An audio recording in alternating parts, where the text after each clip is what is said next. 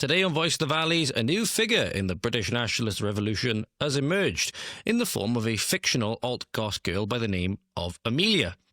And go over all of that and how that came about. Not only that, Antifa terrorists in America are doing exactly what Antifa terrorists do, and a ex-Labour MP has come out to detail the horrific treatment that she received at the hands of constituents that she enabled. Consequences, ladies and gentlemen. All that and more today on Voice of the Valleys. Why, hello there, ladies and gentlemen. Welcome back to Voice of the Valleys yet again with your host, friendly neighbourhood, far-right, Thago historical, unless he's not, Mr. George Cresswell. Hope we're all having a fantastic morning, afternoon, evening, night, wherever we are. Thank you to everybody who tuned into the stream. Recently, we went over one of Tom Rousel's conversations about the genetic history, genetics and history of the British people. That's available as a VOD on YouTube and Rumble now. And apologies today, ladies and gentlemen. I'm here speaking to you today with enough caffeine to wake the dead, enough Cavonia that it'll probably show up on my piss test. But I don't actually have a piss test for anything that I actually do, but it probably would flag up with how much I'm on at the moment. As you would have seen, I would have sat down with Josh Fernie earlier on today, but sadly the weather in his case has made it so that his Wi-Fi is out. Hopefully we'll be getting that back up and running and be able to sit down Wednesday to do that. And then not long after that, we've got my conversation with Catherine Holly on the Friday. And in between, we've got another stream, hopefully, ladies and gentlemen, where we're going to be going over some of Catherine's work with her website and some videos and articles and stuff like that I think will be really, really interesting.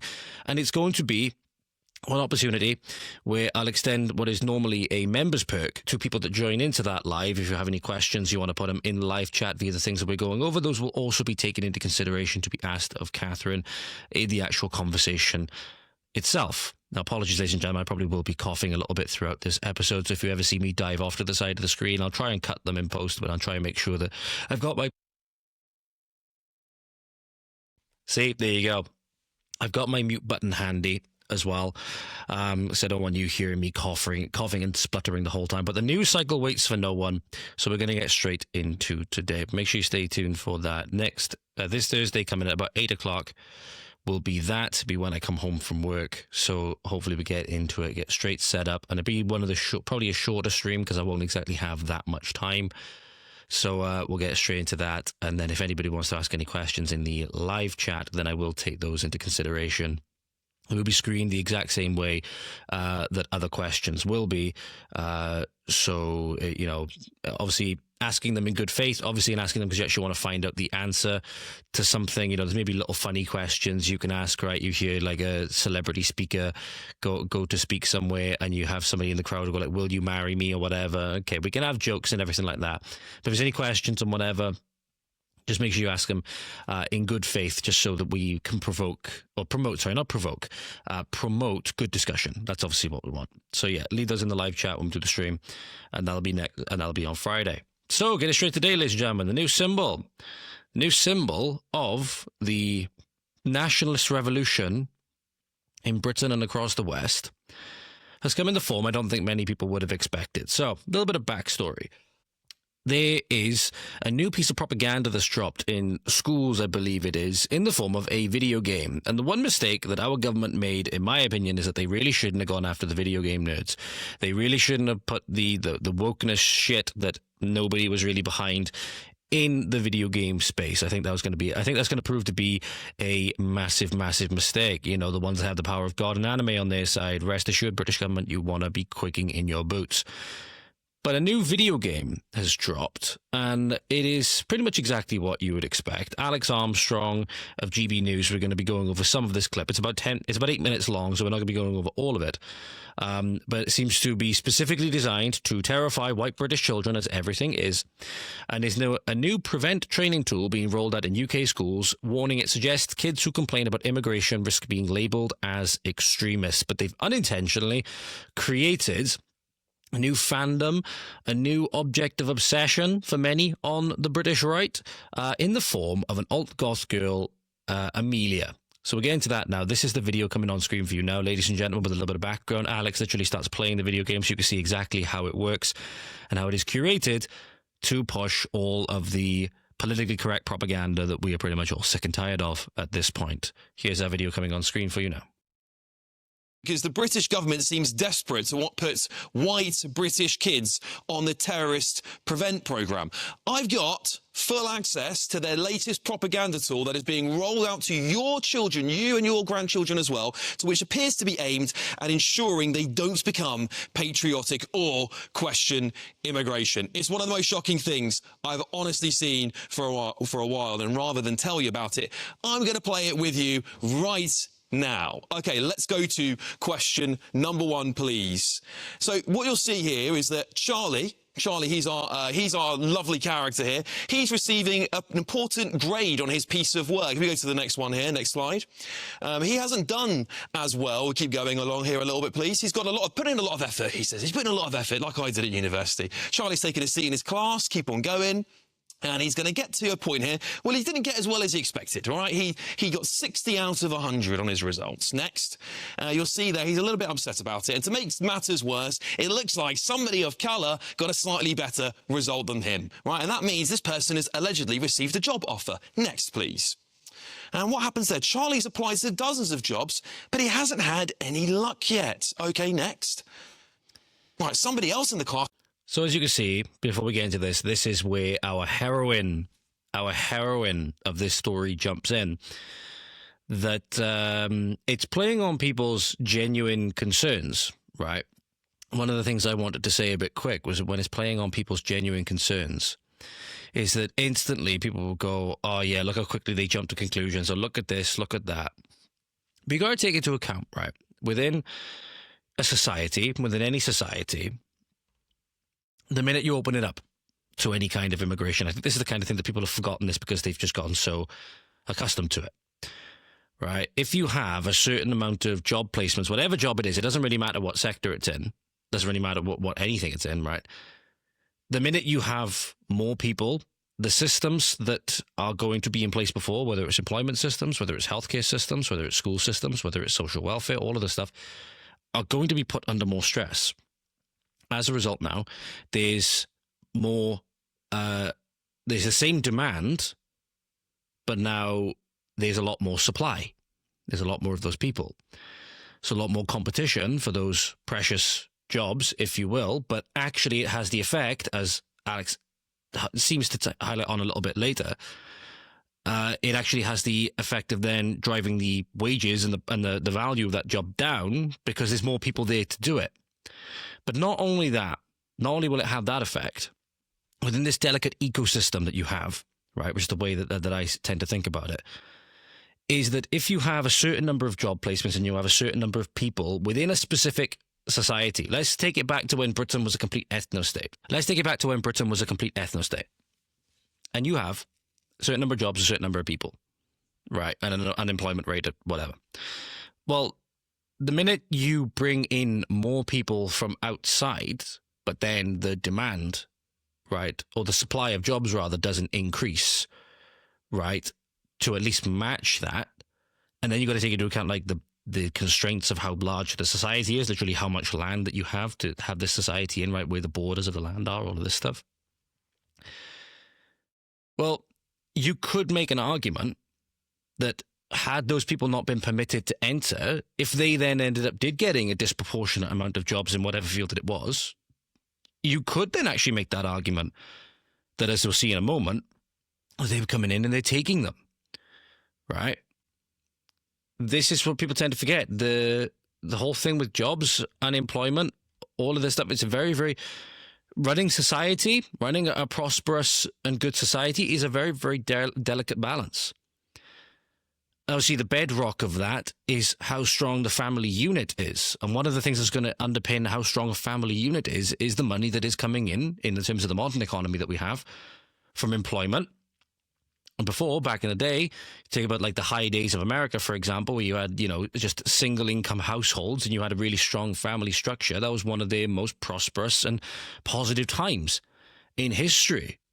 Right, the more and more we force the economy to be more reliant on two-income households and all of these other things, right, where now the government has unfettered access to your children about 7 to 8 hours a day, that's what they wanted. Two-income households in this way that we've structured the entire economy around benefit the government more than anybody, because the parents never get to see each other. The household is not going to be as strong as it otherwise would be, not going to be as clean as it would be, and all of this stuff. Probably going to be hating each other because they're constantly stressed when they both come home from work. They're going to have all these other stresses and whatever else, not to mention all the other stuff's going on outside. And then the kids and the other family stresses on top. And before, you had designated roles and expectations and stuff like that. Well, you look at societies how they were not too long ago. They weren't, obviously, not putting the rose-tinted glasses on or anything like that. Not everything about it was perfect, right? But as we've shifted more towards this modern system where everything is two-income and the rise of other movements like feminism and stuff like that, you now just have the very simple problem, which really didn't exist before when you had strong families and multiple children, of crashing birth rates and all of this stuff. And then obviously that's used as an impetus to drive more immigration and stuff like this, which then fuels this cycle. Basically, everything will always pin back to the government. Everything will always pin back to the government and the policies that enabled this, right? Can't fault people for then being angry about this, for having their society upended in a way that they didn't want before or never ever wanted, right? And then you can't blame people for then going a little bit further, saying, oh, these people are taking jobs, all of this stuff, when they are taking them because the government and big corporations want to profit from slave labor. That's what they want, but then they'll use your taxes to prop them up in hotels, to prop them up in social housing, all of this stuff. So you're footing the bill, ultimately. You're footing the bill for their slave labor, ladies and gentlemen. You're footing the bill for their slave labor, so you're the ultimate slave. If anything, you're the serf. You're the ultimate serf, the British taxpayer, the poor old British taxpayer. Let's carry on with a little bit more of this video, shall we? Just let it play a little bit more. Tells Charlie that this is proof that immigrants are coming to the UK and taking our jobs, right? Sort of, kind of, we can make the argument that the data does show that cheap labour is undercutting the workforce in Britain. OK, next. What happens here? Right. How should Charlie react? Should he ignore the comment and ask the course leader for feedback about how he can improve? Should he ignore the comment but don't address his frustration? Just pent it up, Charlie. That's what you should do. Should he agree with the comment and explore the idea further? Now, I'm going to do everything they don't want you to do on this quiz. Let's click C, shall we? And then next, there we go. Important note. You see how this is immediately structured? So the first two were ignore, ignore. All of these, because the government wants you to think. This is why I don't think people are going to pick up on this. The government wants you to think in a very, very close-minded way. Close-mindedness, politically correct orthodoxy is the epitome of close-mindedness. So what are the options that you have? Ignore,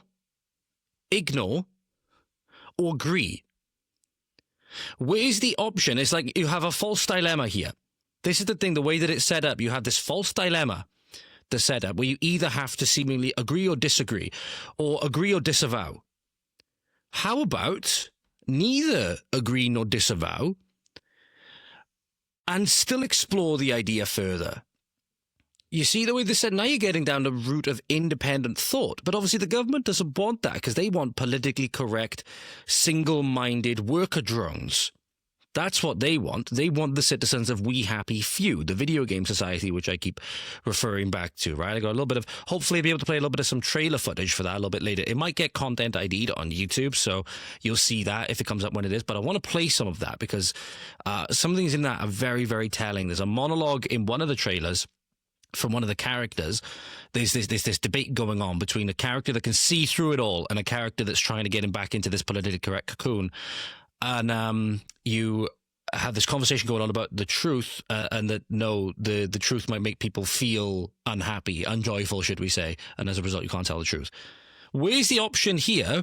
Just saying, how about just ask, I believe it's Amelia in this instance again, pardon me a minute, ask Amelia what she means, ask Amelia why she thinks that, what information does she have to then corroborate that on why she thinks that, and then Charlie can go do his own independent investigation. No, of course they don't want that, ladies and gentlemen. Of course the government does not want that. All right, oh dear, you see that little bar there? That's gone down. You're in terrorist category there, aren't you? Charlie approached the classmate angrily. He agreed with the ideas and began shouting about them in class. How dare you use your voice, Charlie? How dare you use your democratic right of free speech? Next.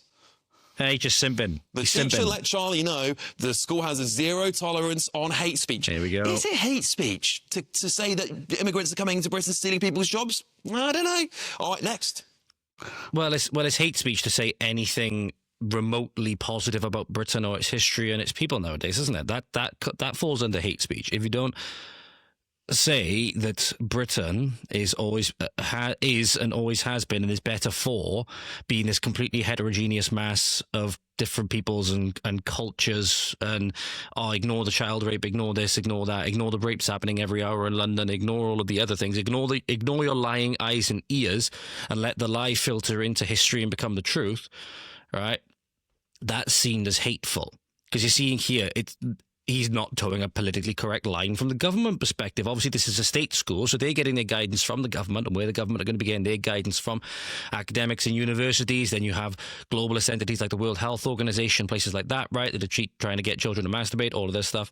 So he's not towing the correct line, right? You could not just apply this about immigration. You could apply this to any one of the politically correct topics, which we're told we got to take on the face of it today, right? And we're told we got to smile joyfully about the LGBT stuff, the anti-racist stuff, which ties in with immigration, obviously, decolonial narratives, all of this stuff, right?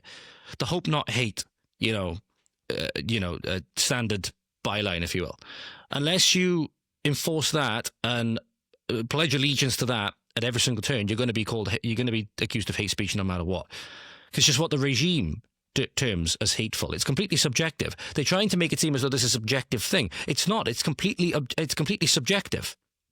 It's completely subjective. And that's why you can't legislate on it. That's why you see this disgusting tyranny, right? Because we're legislating based, in many ways, on subjectivity.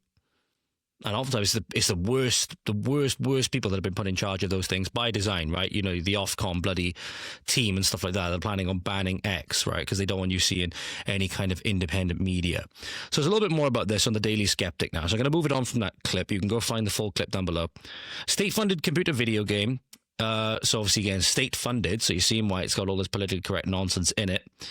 It's warning teenagers that they risk being referred to government counter-terrorism program Prevent if they question mass migration. Even researching immigration statistics online is portrayed negatively. It's called Pathways. Pathways is an interactive online game interactive game designed for 11 to 18-year-olds. I'll just bring this up on screen so you can see it. This is from the Daily Skeptic. It is an interactive game designed for 11 to 18-year-old pupils, funded by Prevent, a Home Office program for tracking extremism. Notice it didn't say anything about you might be living next to a jihadi that's going to go stab up a bunch of kids in a Taylor Swift dance class. Notice it doesn't say that. Notice you don't question who your neighbors are or anything like that. Notice it doesn't say that, right? Young players are directed to help their in-game characters, a white teenage boy and girl, to avoid being reported for extreme right-wing ideology. After discussing migration online, characters can face extremism referrals if they choose to engage with groups that spread quote-unquote harmful ideological messages. Again, who decides that? Obviously, the panel here, which you see, is a aged boomer and a Muslim lady. The epitome of it. The only way you could have made this even better, even more laughable, is if you put it as the Ofcom team.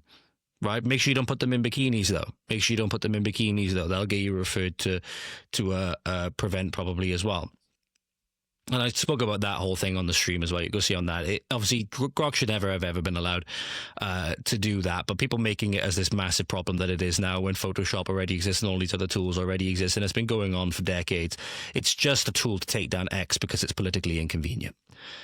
Often in-game pitfalls include sharing a video that claims Muslim men rather than homeless veterans are being given emergency accommodation. So sharing the truth. I featured a video not too long ago, a couple of episodes ago, of homeless veteran that was on the street. He had a staph infection. Luckily, it was Good Samaritan that came by and helped him out. Otherwise, he very easily could have died. Those infections literally eat away at you and can leave entire holes in your body. If they get into your blood, it can be fatal extremely quickly. And he had a staph infection on the street. So just saying the truth. And it's not emergency accommodation. It's luxury accommodation. 4-star hotels. Not emergency by any means. Right?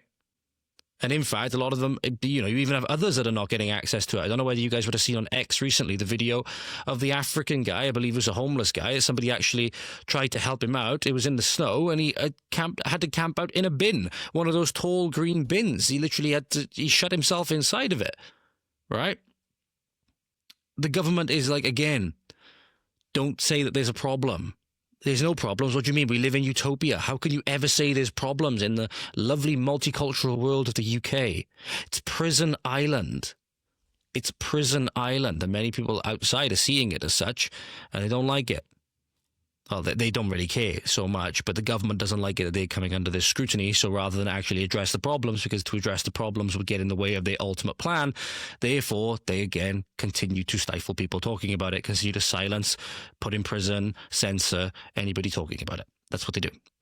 Colin Tomlinson, I thought, had a pretty good take on this. When I read it, because it sort of highlighted again the kind of conflicting message that that the government is sending with this. The government's anti-extremism body Prevent, he said, is promising young men they will meet goth alt girls if they promote remigration, or if they support remigration. Highlighting, like the Streisand effect, right, where you try to censor something and then it ends up blowing up into something much bigger than it otherwise would be. It couldn't be a better advert in many ways for right-wing protests, as he pointed out. And he actually pointed out again, much like I did just now, the most revealing part of the interactive game is the Muslim woman working for Prevent. He's reported in the past that the 700-member Home Office Islamic Network has just the Islamic Network, mind you. There's a network, pardon me, within the Home Office called the Islamic Network. It has 700 members. Has ideologically captured REQ, the Don't Look Back in Anger department of Parent Body Prevent.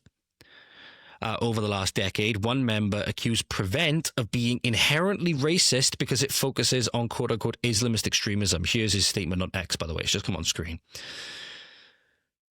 Before laughing at an ISIS recruitment video in a training seminar saying, he used to go to my school, I know him. These kinds of people we have inside the Home Office, ladies and gentlemen, and people that have captured propaganda departments of the parent body Prevent. If you wonder why Axel Rudikabana was able to, quote-unquote, slip through the net, right?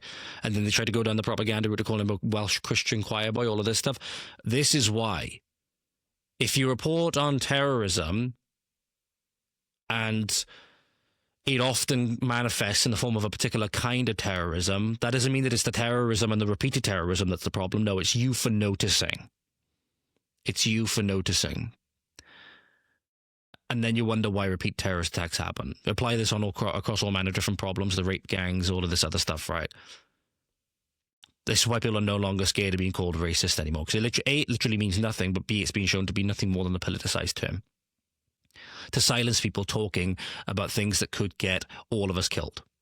And will get all of us killed or enslaved if they fully take over the government. Pardon me 2 seconds. Others have blocked persecuted Christians fleeing forced conversion from claiming asylum after being convicted for taking bribes to overturn Muslims' denied asylum applications, and tried to frustrate the process of prescribing Palestine Action as a terrorist organization. Palestine Action again. So Zach Polanski came out saying, what was it? I think it was after the shooting, shooting a mum, or shooting a parent, a girl, a woman in, I believe it was Minneapolis.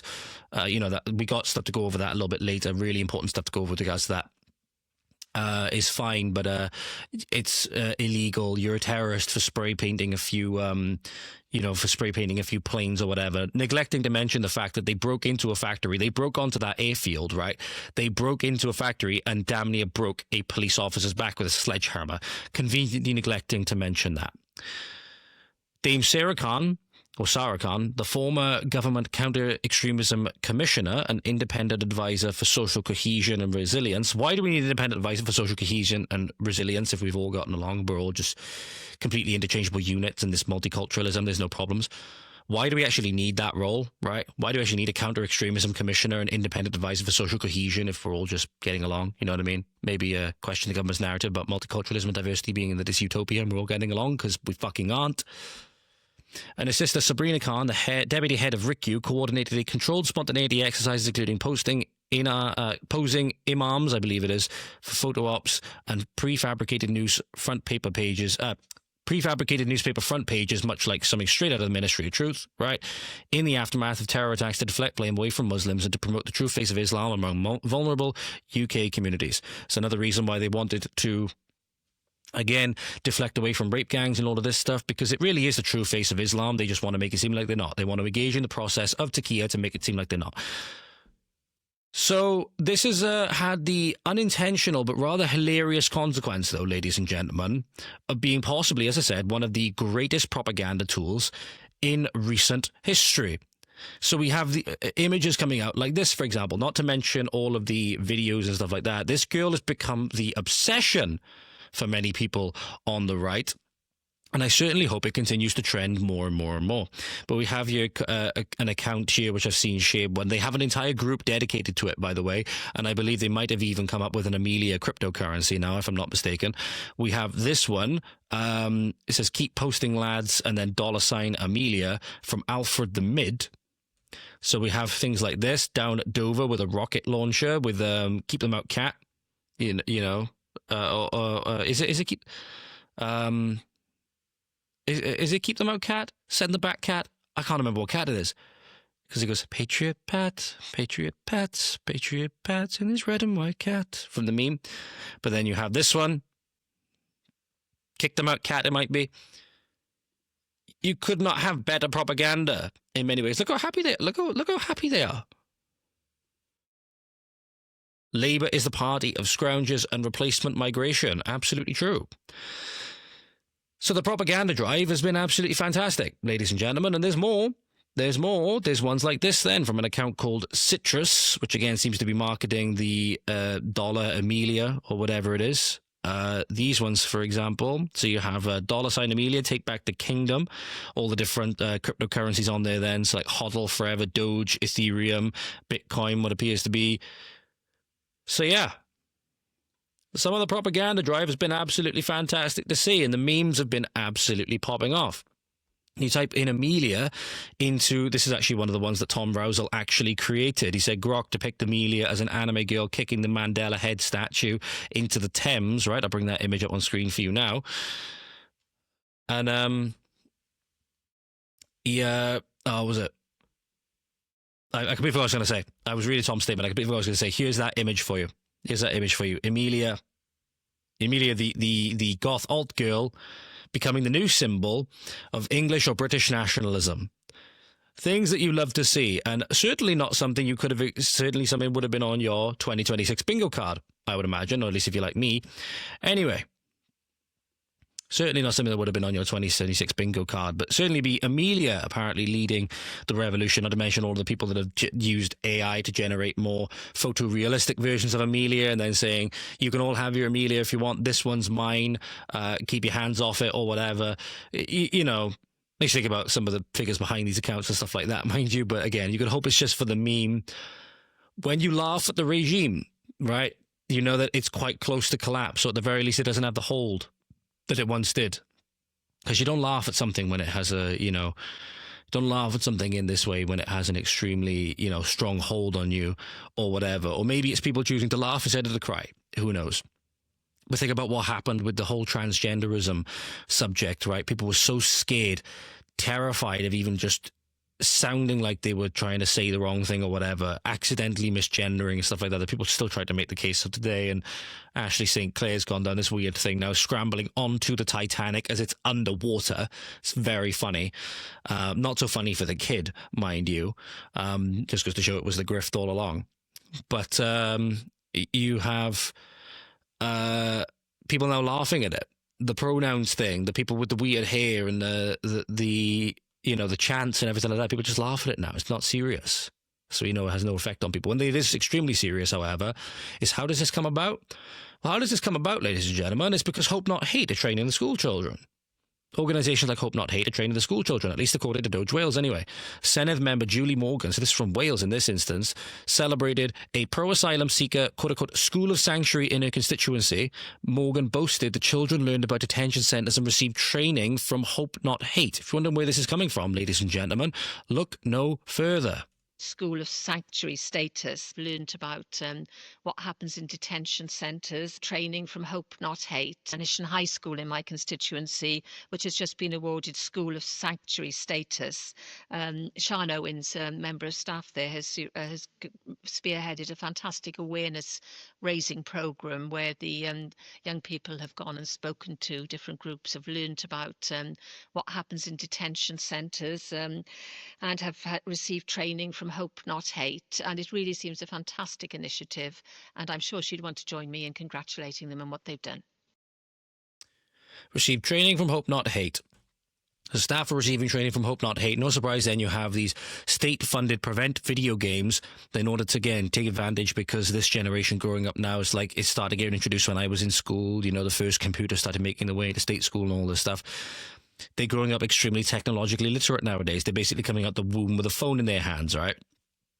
So you have them trying to take advantage of this to indoctrinate them in any way possible. So parents need to be aware of this. Parents need to be aware of any things that may be being installed on your phones or any device, really, devices all across the nation, apps and whatever else that you might not know about. You know, keep an eye on them. Keep an eye on them, because the government's trying to worm their way through technological backdoors, trying to strong arm companies all the time. But you're seeing here that one area that don't need to do any strong arming because they have 100% control over it is the state school system, right? So that's why parents, you need to be a bulwark against this kind of indoctrination, because this is where it's coming from. It's coming from the radical leftist communists at Hope Not Hate, right?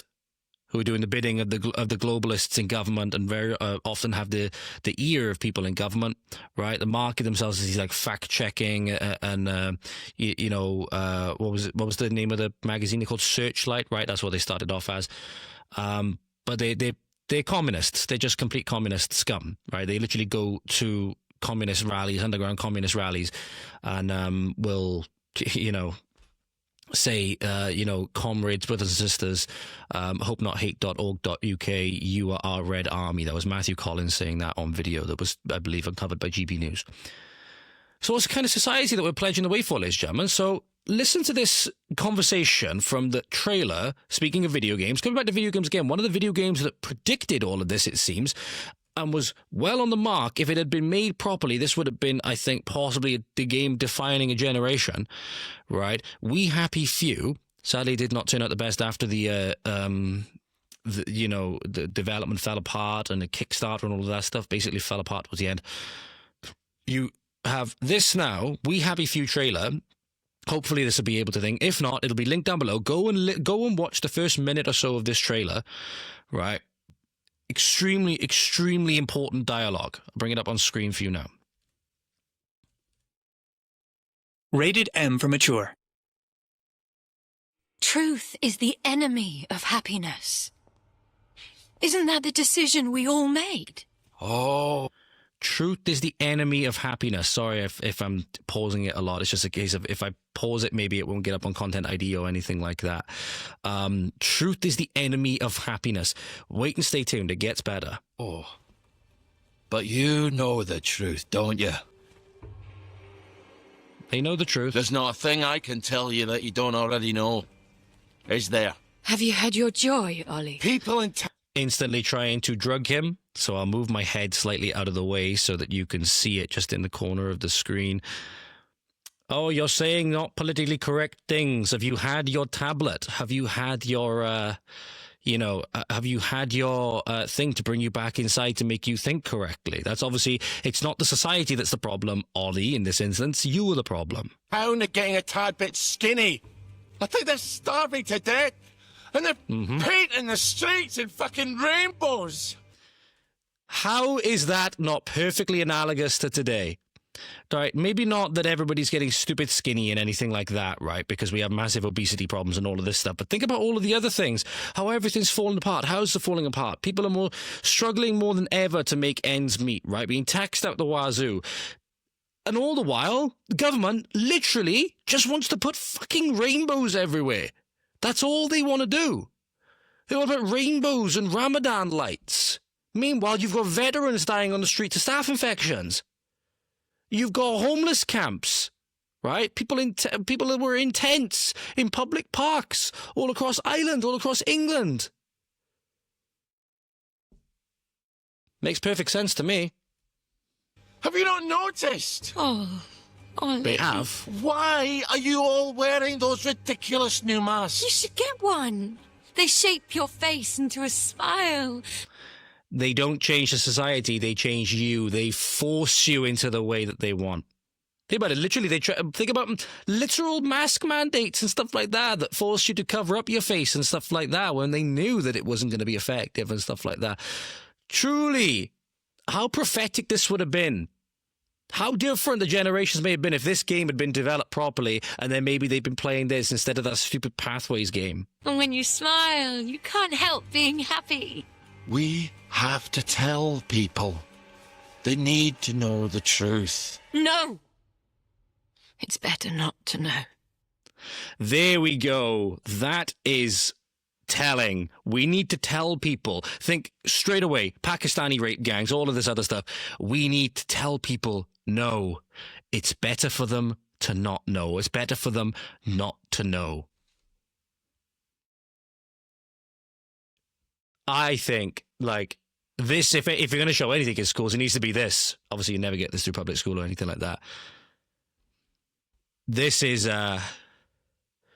absolutely insane how relevant this is now. This came out, by the way, about 7 years ago, nearly 8 years ago. I think this game was originally going to come out, I think, around 2016, I think it was, when it first started making waves and when it first started getting funded on Kickstarter and stuff like that. So, if only, go and check out the rest of the trailers for this game, ladies and gentlemen, if you haven't done so. Whether you're a video game nerd or not, right? And then understand what a disservice it was to the community. Maybe it was done by maybe it was done by design. Maybe it was by design. Who knows? Right? Maybe they were shady actors operating behind the scenes saying, no, you can't make this game. It's going to be too on the nose. Right? I don't know. Think about some of the stuff they may not want you to know. Pakistani rape gangs is one of them. Obviously, then, this weird thing that has been exposed recently. £40.5 million overseas doctors training scheme is axed after audit raises red flags. This is actually from the BMJ. So this is something that broke, I think it was Basil was the account I got this from. It's been sending, I think, money to Pakistan, despite Pakistan being on the red list. So Basil put it up on X. The statement he put out was, a Birmingham hospital trust has been accused of rampant fraud after it was revealed vast sums being transferred to a third-party company without any invoices to recruit doctors, mainly from Pakistan, despite Pakistan being on the red list. So here is the graph, which is part of the BMJ's document.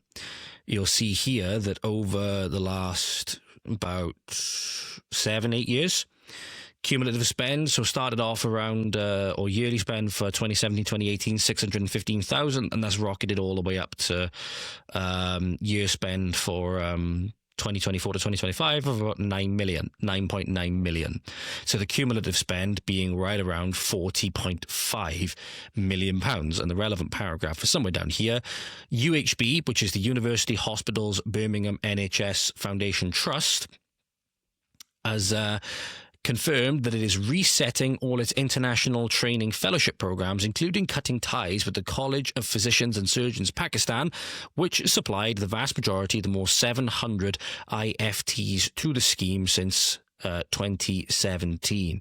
IFTs being International Training Fellows. So this Pakistan group, despite Pakistan seemingly being on the red list, according to Basil's post anyway, was responsible for 700 of these international training fellows since 2017. The remaining 101 fellows at UHB have been offered employment on the same contractual terms as locally employed doctors.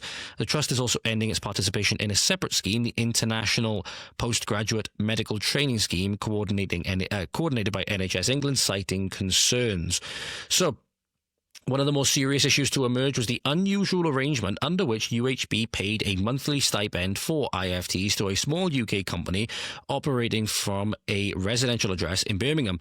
In 2025, the last year the scheme operated, the stipend paid for each ITF, or am I saying IFT? Sorry, ITF, was £3,960 a month, equivalent to £47,520 a year. So in that instance, let's take 101 from 700 just to be sure. So that would be 599, right? 599. Let's just do a quick calculation. Let's just do a quick bit of napkin mathematics, or rather quick opening up the calculator mathematics. What are we doing? 609, I believe, times... Yeah, or is that a cumulative figure? Yeah, for each ITF was 3960. Okay, so then it's 47520. That then equates to about 28, nearly 29 million pounds. 28,939,680 pounds. Staggering. And think about it as well. This ties closely hand in hand with what we talked about last episode, ladies and gentlemen, the potential fraud. I say potential, very much so, because again, there is no prior evidence to show that anybody's been involved in fraud or anything like that. Just some suspect things from what I've seen from the confirmation statements and stuff like that. If I just double check, by the way, I've been checking rigorously since then. Last time I checked, Somali Development Service, CIC, their confirmation statement is still overdue. I wasn't actually going to talk about this in this episode today, but it's important to point out their confirmation statement is still overdue. Now, this is nearly a week later again, and it was due, I believe, on 8th of December. So it's well over a month overdue now. And it was their last confirmation statement, by the way, if you remember, that said specifically that the company's intended future activities are lawful. So just to show you, ladies and gentlemen, again, one thing, sorry, just to show you, I'm not just taking this from anywhere. Something I forgot to say. Look, this is the same. This is the same thing. You can see it moving on the screen. I haven't edited the page or anything like that. And you can go and find it again down below. Maybe it would have changed by the time this episode goes up. Very, very suspect indeed, though. Very, very suspect indeed. And people don't take kindly to when you expose this kind of fraud, right? That's another thing. People don't take kindly to when you expose this kind of fraud, as we're seeing in Minneapolis and Minnesota and places like that. One thing that's been making the rounds at the moment is obviously an incident that's happened there, which is going to lead me into the next segment of this show, ladies and gentlemen. So we've just discussed the video game, the new goth girl that's the head of British nationalism. We're now going to move into the next part, which is when talking about the people that we're dealing with. If you're on this side of the political spectrum, you don't even have to necessarily be hardline nationalist, ethno-nationalist, or whatever. But if you sympathise with a lot of the opinions and see the same problems, right? Understand that people whom are your most ardent enemies. And they are people that are in organisations like the Hope Not Hate. Many of them are in the Home Office, right?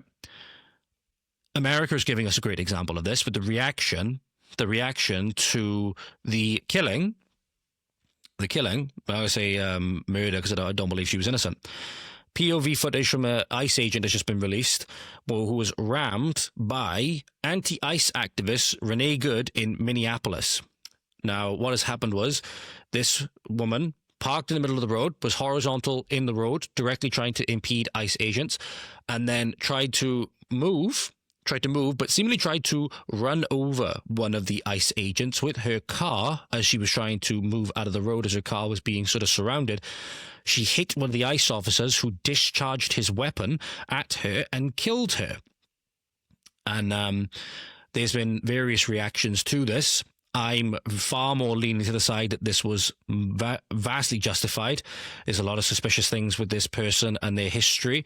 I believe they had children. I believe she was in some sort of lesbian relationship or whatever. They had the children taken off them, I believe, from what I've heard. They were, let's just say, severely mistreating the children, I believe, her and her partner. And this footage shows that he wasn't just grazed by the car as she was trying to escape and that it was a premature discharge of the weapon. It was what we can assume is attempted murder, but not only that, as we'll see in a moment, it would have been impossible for him to know. It's what makes the situation so dangerous. He was dealing with somebody that was not in any way sympathetic to ICE, wanting to cooperate, anything like that, right? ICE agents have been shot at, they've been assaulted, right? They have to assume that their lives on the line every single time they go in to do this. And what you're going to see now, I'm going to play it with the audio in a moment, and then I'll let it play without the audio. I'm hoping that the audio filtration software doesn't actually filter out the sound of the car hitting the officer, because it's very clearly that he gets hit hard, as you can tell by the sound on the body cam. People then, like the Krasensteins, trying to say that this was then the gun discharging. It wasn't. You can clearly hear that it's a different sound. It is a sound of a camera being knocked. And you hear all the time, if a camera gets knocked, it makes a very distinctive sound that almost sounds like you've been slightly deafened a little bit, right? Like as if you've been temporarily submerged in water. It's a sound of, again, that microphone or that receiver being very close to the point of impact and it clipping over. That's what you hear as she rams into this ICE agent. Her wheels spinning quite clearly with her wheels towards the ICE agent. So here's the actual clip that I'm referring to. I'll just bring it up on screen for you. That's fine, dude. I'm not mad at you. It's not your thing. I'm not mad. That's okay. We don't change our plates every morning, just so you know. It'll be the same plate when you come talk to us later. That's fine. U.S. citizen, former fucking Becky. You saying Rebecca? You want to come at us? You want to come at us? Note the way the wheels are turned. Note the way the wheels are turned. Out of the car. Get out of the fucking car. Saying get out of the car. Out of the car. All right, baby, Oh!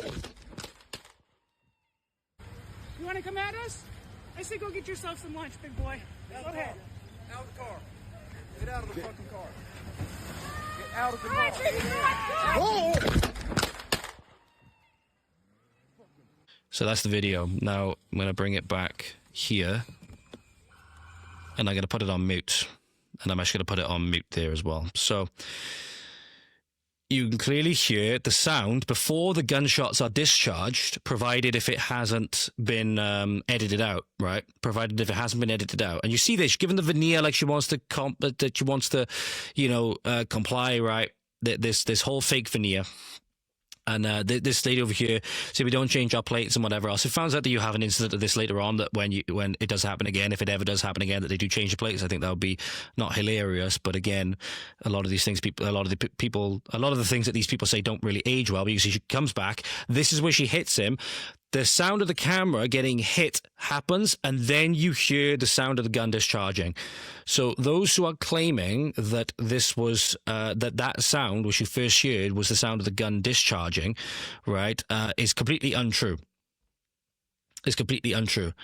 And you can even hear, apparently, some people are saying in the background, the comments. I believe the lady that we saw is apparently her wife, right?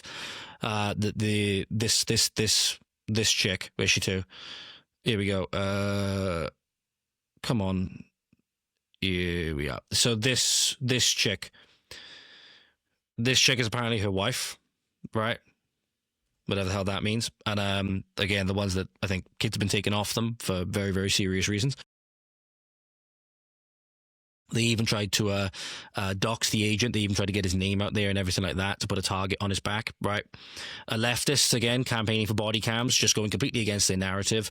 Apparently, we're telling her to drive, and that's basically incitement to murder. Now, another question you may have, ladies and gentlemen, this is footage of her, by the way, which I'll play without the music, but you can see here, it's actually footage of her in her car prior to this incident, and she seems to be dancing along to some music or whatever. She's clearly not worried or anything like that. Why do you don't have any good reason to park horizontal in the street? Whoever is recording this video is doing an absolutely horrendous job, right? Bear with me. Is there a better perspective I can get on this? Yeah, whoever's recording this video is doing an absolutely horrendous job. But she's clearly not alarmed. She's clearly not feeling in danger or anything like that. Now, would the ICE agent be able to see the wheel? Would he be able to see it turn, and also then be keeping a concern for his safety, right? Completely, as he's focusing on the gun, as he's focusing on what could be his target, trying to take his life, would he be able to see the wheels turn? Would he be able to see the wheels spin in the opposite direction? Well, Stephen Crowder done a reenactment, which I think is extremely important to go over. Pretty much kills the narrative dead. And fair play to Stephen. He's one of those people, straight away he'll go out and try and reenact it to give people a really good idea as to what is going on, right? And from the perspective of somebody involved in it, he done it with George Floyd, and he's done it now with this incident with the ICE agent. Here's his video. I'm at the exact distance, exact angle where he would be. Should be able to see the wheel turn within that fraction of a second, right? I've chosen to use a tiny little Celtic unloaded with a laser so you can see. So he's right here. All right, from here, I can't see the wheel. He draws his gun, and then, yeah, he try and hit me now. She comes forward a little bit. Okay. There you go. That's enough. Collapses. He has his hand. Can you just move the wheels a bunch, like go left to right? So this is with a wide angle lens as well. Yeah, there's no chance. There's no chance. You can't see it. Most officers and a lot of the military, they're taught one of two different ways. You know, there's a whole argument in the gun community. They're very autistic about front sight focus or target focus. That's why people kind of move to red dots. If you ask any good shooters, they'll say it's a mix of both. This is very, very important as well. Growing up in the UK, where you don't have a good focus on how to handle guns, how to use guns to protect your home and anything like that, it's been criminalized, obviously, in many ways to just simply own them. Right outside of very stringent, very specific circumstances. A lot of people, they're not going to know things like this. This is a very, very important thing. And he juxtaposes it with his comedy, which I quite like, from Stephen Crowder. He juxtaposes it with how it looks when you're looking through the front sight, when you're looking through the rear sight, and when you're looking through at the target itself, where your focus of vision will massively shift to. And as a result, not only can you not see the tire moving itself anyway, so when the car's moving towards you and you're getting hit, right, what are you going to assume? Right? When, again, you have a pattern of this behavior, you have a pattern of people trying to take out people who look like you, who wear the same uniform as you. This is very distinctive as well when you're looking at how the focus will change depending on where the ICE agent was looking at the time. Right? If you focus on the front sight, the target's a little bit blurry. And if you focus on the target, the sight is a little bit blurry. Depending on the distance, you might pick one or the other. Usually it's a hybrid. And the reason that matters is because it changes your peripheral vision. So you couldn't see it with a wide angle lens compared to the human eye, let alone adrenaline and potential. Focusing as trained on that front sight. Let me show you what that actually looks like and how it affects your vision. Rear sight, front sight, target. That also would have been much more similar to the angle of his vision. So I think that's extremely important clarification as well, because that's another aspect. People in Britain, for example, they're not going to understand that. Most people, because they're not growing up in this gun-friendly culture, whereby they're able to actually experience this for themselves. Right? You're not able to go to the ease of access to go to a gun range or anything like that as you do in the US, and then carry laws and all of these things. It's a lot more stringent in the UK. So a lot of people, they're not even going to understand that. But thinking about as well how you know, the sight picture and how the officer's focus will change as well. If he's obviously focusing on the target, in this case, Renee in the car, it's obviously not going to be. His peripheral vision then is even further distorted. He's obviously not going to be able to see the tire anyway. So what are you going to assume? You can't assume anything else. Pardon me. You can't assume anything else with these people. Pardon me. Because they are violent terrorists. They are violent terrorists. And they'll do everything they can to get every single propaganda victory that they can. They've been extremely effective with it. It's falling apart now. People see through it now. People see it for what it is. Right? I think the acronym is DARVO. I think the acronym for it is DARVO. These are the moments in this case from Nick Sautor, who very easily could have lost his life. He's just a journalist, and this is not a nice agent. He could have easily lost his life. There was anti-ICE rioters surrounding his vehicle, attempting to kill both him and Cam Higbee. He managed to get away, right, to save their lives. His truck was graffitied and broken into. They used frozen water bottles as weapons, right? So somebody was on site, or somebody had been beforehand freezing these water bottles. They were rock solid, right? Designed to get through the windows and everything like that, cause as much destruction as possible in a very, very easy to get way. You can just go down to your local Tesco convenience store, get a pack of these things, right? Just chuck them in the freezer and whatever, and you've got basically a brick. You've got a brick at that point, right? But it looks harmless, right? Think of that about whole thing with leftist ideologies in general. Looks harmless, but is extremely destructive. Think about that in a wider meta perspective, right? He managed to get away. He actually nearly he had to go up onto off-road to go around them as they were trying to block his exit. I'll just play this video for you, ladies and gentlemen. It'll be on mute. There won't be no sound, but you can hear them screaming outside the car. They're you know, they're jeering. In fact, I will play a little bit actually. I'll put the volume on.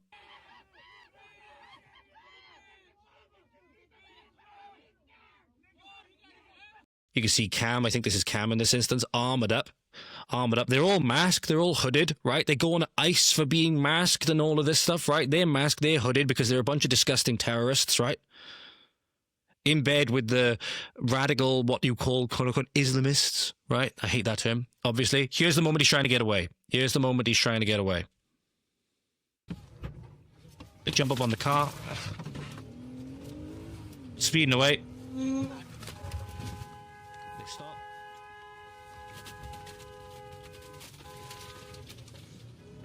And that right there is where he had to go up on the curb, up on the off-road to get away. So you can see here they've spray painted the van, or spray painted the truck even. And just in the back, if I fast forward it a little bit, you'll see right there. Right there. Those are the frozen water bottles which they use essentially as projectile weapons. These disgusting people. Disgusting domestic terrorists is what they are. And there's another woman as well tried to attack Nick Soto in this instance, and he actually managed to unmask her before. They seemed to try to spray him with something, but then it seemed the agents come and intervened. But you can see here, Nick Soto, again, just a journalist.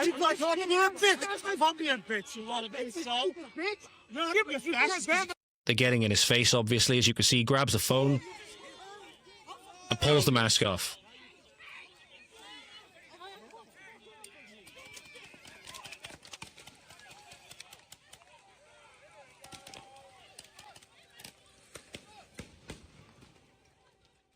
Minnesota, make no mistake, Minneapolis, Minnesota, it's a war zone right now. These people deserved a lot worse. This from Cam Higbee. I believe Cam Higbee was the one recording this, right? Federal agents deployed a massive amount of tear gas and pepper balls to get the group to disperse, it seems.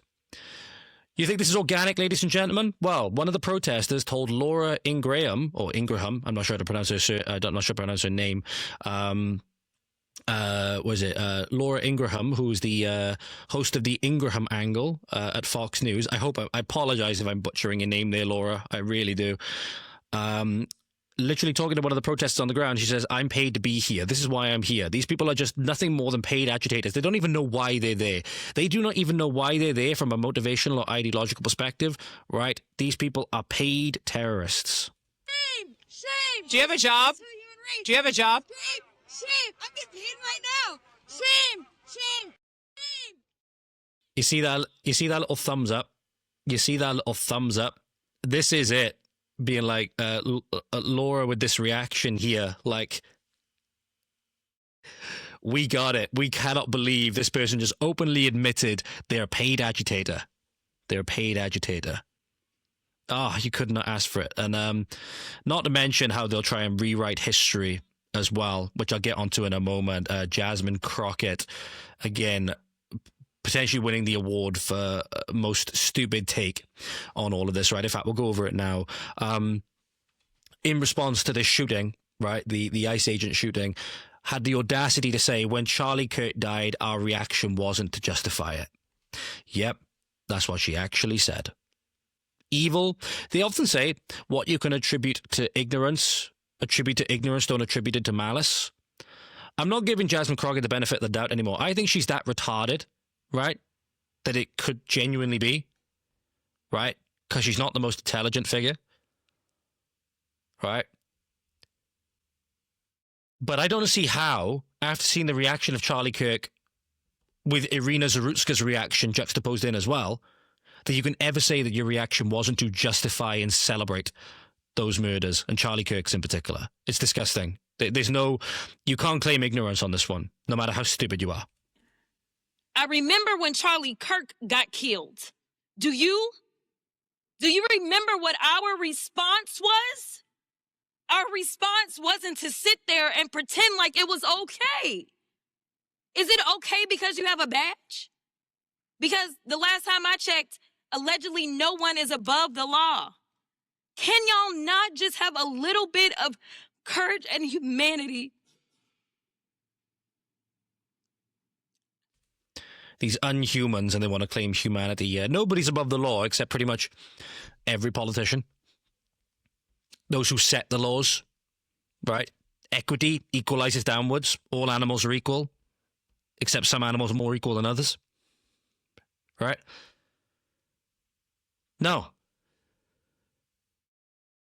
No. They didn't even feel it needed justification. They were that busy celebrating it. They didn't even feel that it needed justification. That tells you where these people were at. Later on, then, they had to justify it. If you're saying, if you wanted Kirk to be... Destiny said this, I believe, on Piers Morgan. If you wanted Kirk to be alive, Donald Trump shouldn't have been elected for the second term. I.e. convert or die. Right? That's the game that we're playing. That's the game that these people are playing. They just don't seem to like it then when the consequences, that game, or when somebody... I don't even like using this term of phrase, really, because it's not a game we should even be playing. But, you know, they're happy when they're the ones scoring the goals.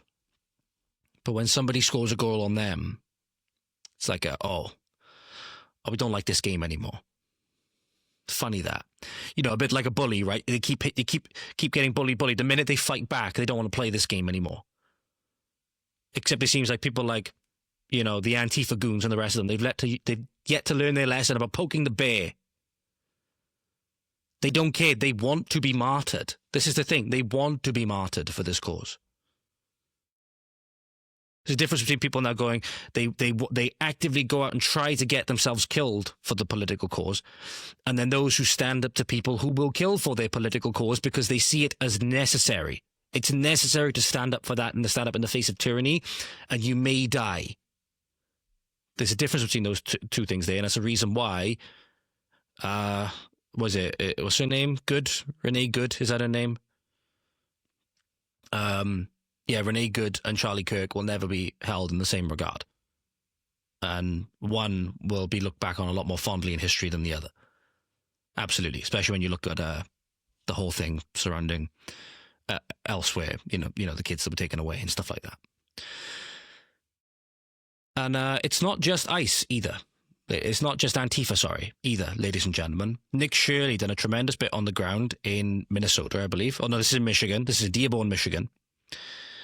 And you wonder why these people often feel together, often gel together so well, despite having complete polar opposites in terms of actual political interests, right? Muslims and progressives.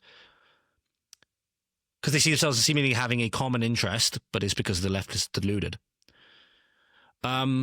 This is a Muslim in America openly saying that if anybody burns a Quran, right, which you can say that maybe you shouldn't do, but it's somebody's right to if they want to, freedom of expression, that he will kill them and kill their whole family. Even if you burn the Quran or an attempted burning, fuck that motherfucker's life up and his family, I'll kill him, murder the fuckers. See how these people don't care for things like individual guilt and stuff like that? How when it happens with one person, they'll go after your entire family, right? Think of the victims of the rape gangs, but not only them, it was their family members that were threatened as well. And then understand that with these leftists as well, they think the same. They'll go after your family members, they'll go after your loved ones, right? Whether it's either tarnishing your name or maybe even threatening or potentially even following through on those threats. These are the kind of people that we're dealing with, ladies and gentlemen. You're pulling over, you're hopping out of the car, you're ready to brawl with anybody. My gun, I was gonna blast. I didn't see the cops. I swear to God. That's it. I don't care. To me, I don't care. My life, I don't give a let somebody blast me. I don't give a just because of the burning of the Quran, the attempted burning. I'll that motherfucker's life up and his family. That's it. It's on camera. I will that motherfucker's life up. Let him come to me face on face. Face to face, I'll kill him. On my mother's soul. So that's it. You kill him. I'll kill him. Murder. You just saw them come out. The guy. Fantastic work from Nick Shirley. Has to be said, not just on the Somali fraud, but on this front as well, because, you know, there is a takeover happening with America as well. We've been largely taken over. There's more Muslims in the UK than Welsh people in Wales. So, yeah, we've been largely taken over. You should be taking that a lot more seriously than we actually are.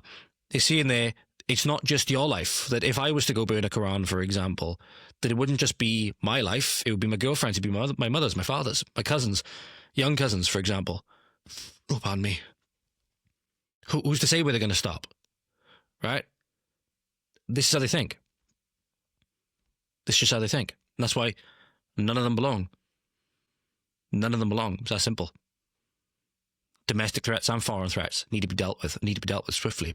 It's us or them. It's that simple. It's us or them. The state will not do anything, though, as you know, ladies and gentlemen. The state will not do anything, though. If they don't outright capitulate, like you can see with the president of Austria in this instance, who's asking now all women to wear hijab, with increasing Islamophobia, he cites, with increasing Islamophobia, the day will come when we have to ask all women to wear a headscarf to show solidarity with those who do so for religious reasons. Austria being one of those places with massive historical significance for repelling Islamic invasions, right? And now this is what their leaders are saying. Die Frau kann ein Kopftuch tragen. Und wenn das so weitergeht, und damit bin ich schon bei der nächsten Frage, bei dieser tatsächlich um sich greifenden Islamophobie, wird noch der Tag kommen, wo wir alle Frauen bitten müssen, ein Kopftuch zu tragen. Alle. Als Solidarität gegenüber jenen, die es aus religiösen Gründen tun. Jede Frau kann ein Kopftuch.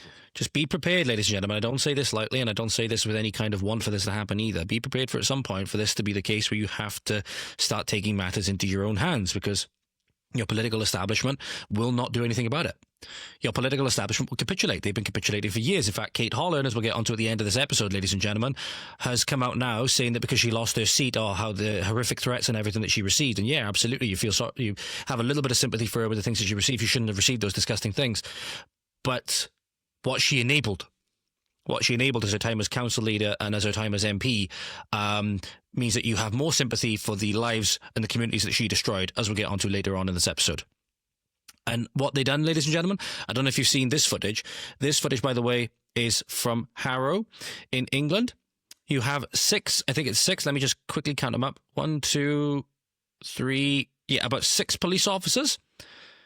About 6 police officers arresting a woman for feeding pigeons. This is the video in question. This lady, which you can see here, has been arrested. She's surrounded by enforcement officers, part of Harrow. 1, 2, 3 with his back to us, 4 that I can see. And there was 1 or 2 walking past earlier. So there's, I believe that's 1 in the background, or is that just a random bystander? That might be a random bystander. There's 5. Treating this as if it's some kind of murder terror suspect, and she's been feeding pigeons. That's where this footage is from. Absolutely disgusting. She was feeding birds on the high street. She was feeding birds on the high street. Statistically, you would have had multiple shoplifts and potentially a sexual assault going on elsewhere in the same community. And this is what they devote seemingly about half of their force to. Some of whom, likely because it's cold and it has been cold in the UK the last couple of days, have face coverings on as well. So again, are the left going to go on about their political enforcement agents wearing masks? No, of course not. No, of course not. All right, finally, last couple of things now. Talking about crooked politicians and stuff like that. We'll group these all in together. I think this is a good thing to group all in together because it's weird. Giorgia Meloni, of all people, seemed to try and talk tough at NATO recently, it seemed, or at the let's just see if I can read this because it's in a different language. No, I don't know what it is. Some kind of summit she's speaking at, and responding to a comment that Donald Trump made, saying NATO is zero without America, which is absolutely true, unequivocally so. Pardon me. NATO is absolutely nothing without America in terms of its spending, in terms of how much it contributes, which I'll show to you in a little bit. And then went off on a rant, of all things, seemingly, saying that, cool, should we shut down your bases, cut trade, or just storm McDonald's? And the person who posted this said that it was an iconic power move, seemingly putting across Giorgia Meloni as a boss babe, standing up to the man, whatever it is, right? Italy first, maybe. We're going to go over why that's not the case, but also why nothing coming out of Italy's mouth should be anything other than thank you when talking to the President of the United States, particularly with regards to NATO. Sbagliata questa strategia, allora mi si deve formalizzare l'alternativa, mi si deve dire quindi che cosa si intende fare, cioè dobbiamo prendere distanze nel senso che dobbiamo uscire dalla NATO, dobbiamo chiudere le basi americane, dobbiamo rompere i rapporti commerciali, dobbiamo assaltare i McDonald's, non lo so. Che dobbiamo fare? Che dobbiamo fare? Altrimenti, chiaramente, sbagliata questa strategia. What do you do? Where do you go? You say thank you. First off, you say thank you to America in particular, and all of the other countries, mind you, that actually meet their NATO spending target, which Italy, by the way, for the last 15 years, which I look back, and probably even further, never has. Never has. And you'd be surprised how many European countries, if we go on this graph from, I believe it's from NATO's website, for example, on who actually meet the targets, you'd be surprised how many of them don't. You'd be surprised how many of them don't. Even ones which you think have quite large economies and some of the biggest social programs like Canada and places like that. This is a post I made highlighting that in the last decade and a half, Italy has literally never hit the agreed minimum percentage GDP contribution for NATO, which is 2% of GDP, by the way. The only words that should come out of their mouths when talking to the USA in this topic until they rectify this, especially given that the USA have frequently contributed far above the 2% GDP agreed minimum, is thank you. That's what this graph looks like, ladies and gentlemen. That's what that graph looks like. Now, I'll bring myself into, there we go, bring myself into my faux studio. So as you can see, the US is all the way over here on the left. The US is all the way over here. At this point in time, it was 3.57% contribution. Italy is all the way down here, 1.12 at the time.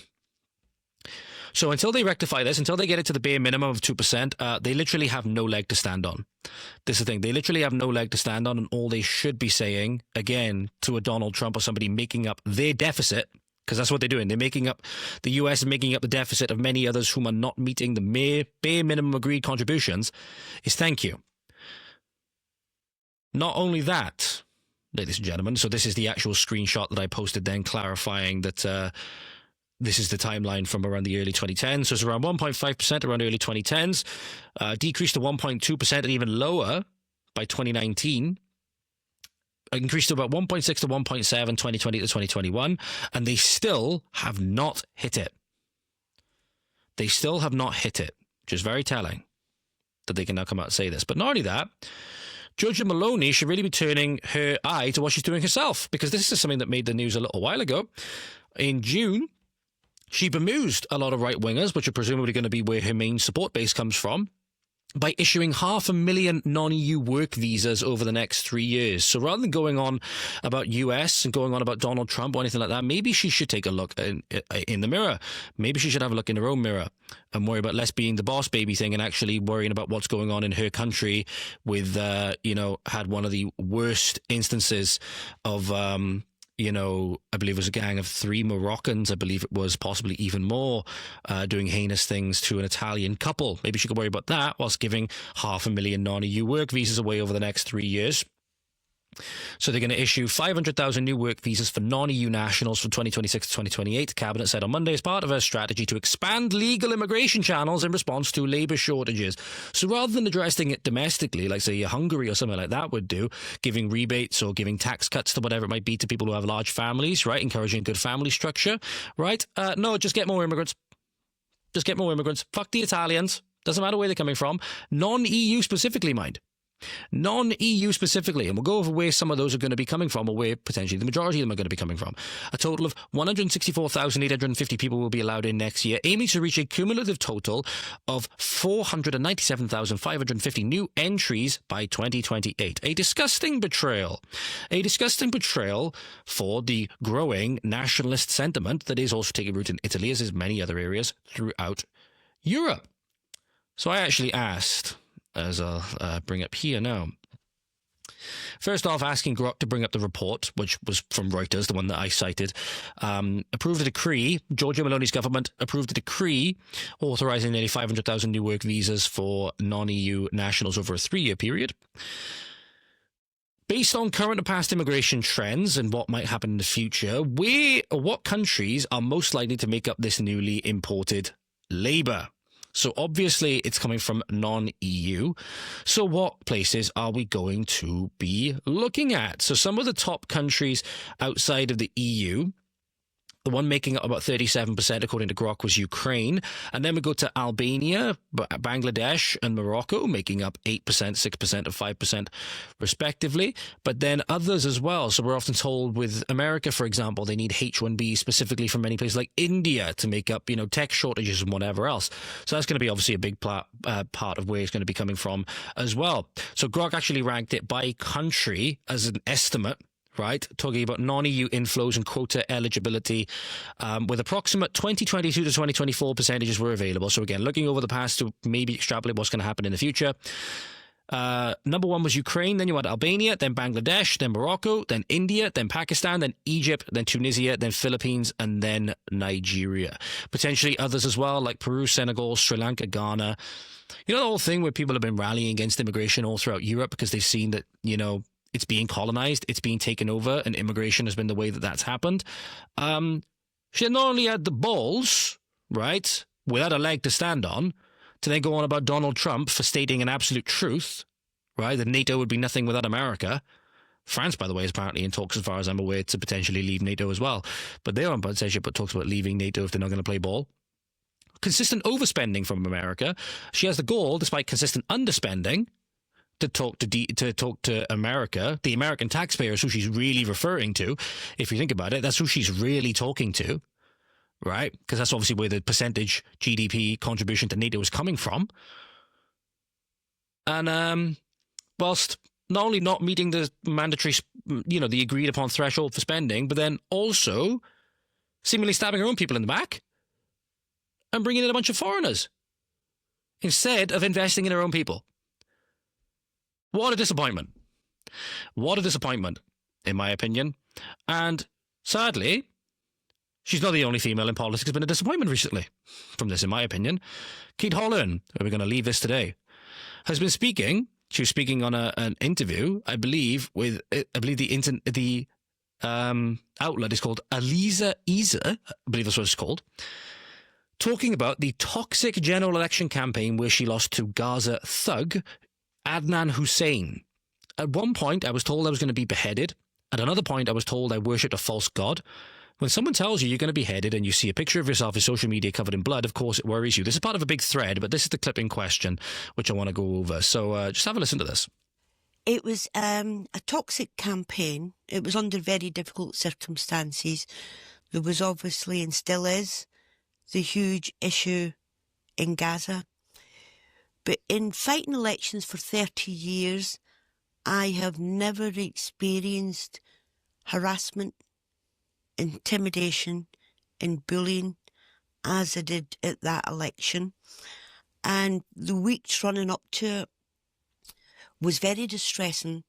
At one point I was told I was going to be beheaded. Another point I was told that I worshipped a false god. Now can you imagine? Did that worry you? The tension was building, but always does. But when somebody tells you you're going to be beheaded and you see a picture of yourself on social media covered in blood, of course it worries you. Of course it does. And so, absolutely horrific treatment. And she should never have ever been subject to it, obviously. That goes without saying. That absolutely goes without saying. But this is a classic case of, I don't know if you want to call it FAFO, consequences. This didn't happen by accident. This didn't happen by accident. And I feel kind of hard to really feel sorry for you at a deep level when you're now feeling the consequences of your own actions and the policies that you enabled, Hollern, whilst your people have been suffering them all the time that you were enforcing them. So a little bit of background for you, ladies and gentlemen, that I think is important. I'm just going to bring up my my notes a moment. Looking at how the demographics changed in Blackburn, which is the town where she was situated, right?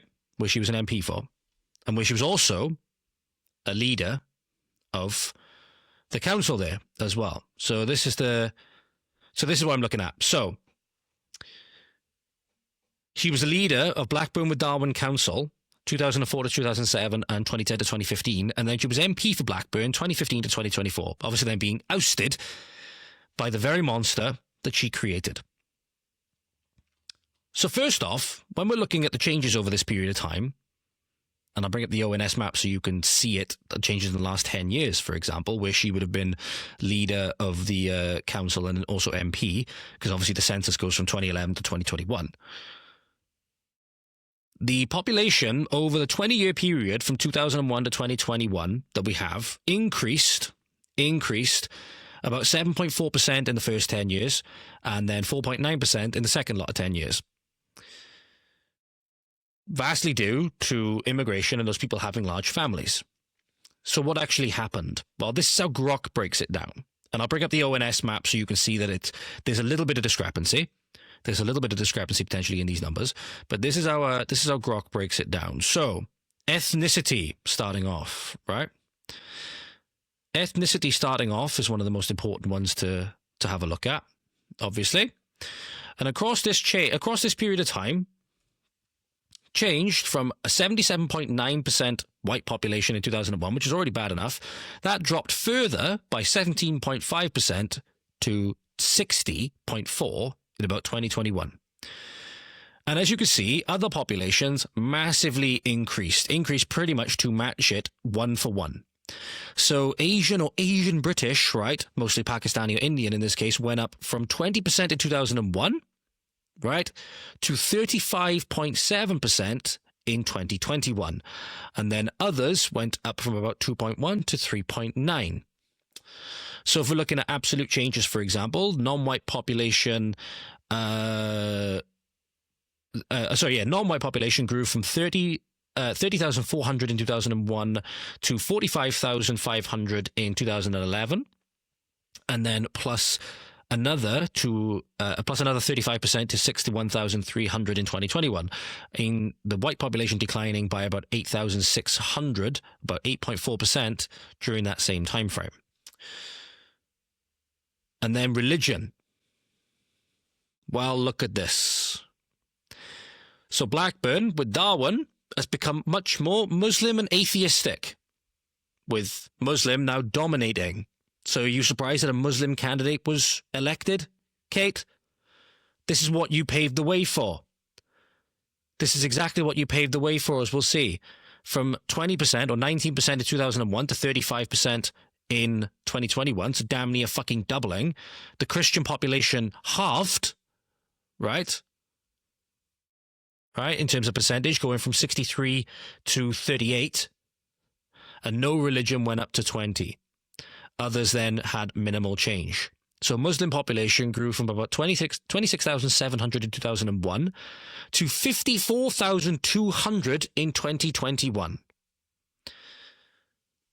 And you can see this reflected largely when you look at the ONS maps as well. So when we look, for example, Blackburn with Darwin changes since 2011. If we quickly just pop over to the census, have a look at Muslim, we indeed have if I just bring this up on screen,